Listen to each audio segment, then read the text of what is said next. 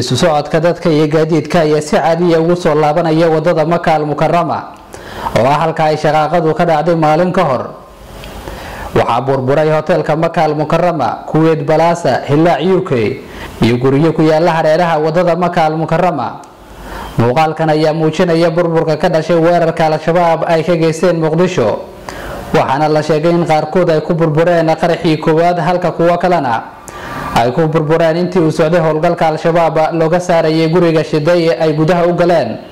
waxaynu la hadalnay mid ka mid ah ganacsatada uu soo gaaray burburka ka dhashay weerarka al-shabaab, isaga oo muujiyay sida uu ugu xun yahay burburkii loo geystay hantidiisa. bismillaahir rahmaanir rahiim. walaalow qadartana meesha ka dhacday habeen hore maray ahayd abaar 2:15 minute jawi qurux badan aan ku jirnay oo iska shaqeysanaynay mar qura wax waliba ay isbedeleen waana qadar alle dhanka alle ka timid waaye annaguna ku qaracsanahay wax dhib ah geysnay lama arko darooga ma gadno xafiis dawladeed ma ahan meeshan meel dukaan oo dad masaakiin ay ku shaqeysanayeen oo aha marka alxamdulillah sidaana wax noqdeen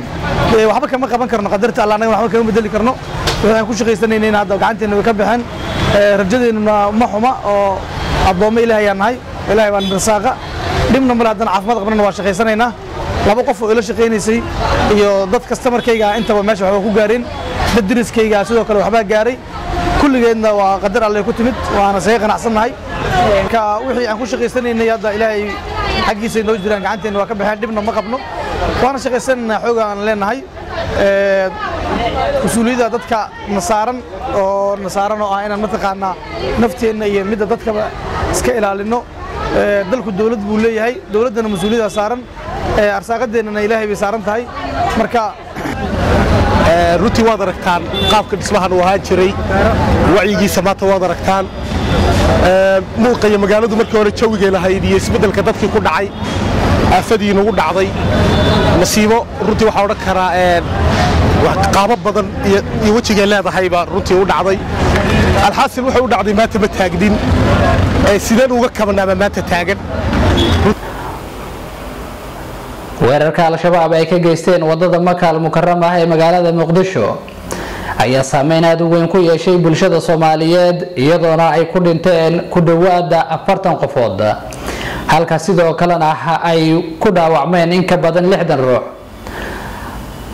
ilaa iminka dad ayaa la laayahay raq iyo ruux halka u dambeysay kuwa oo la aaminsan yahay in ay ku soo dumeen guryaha ay ku jireen.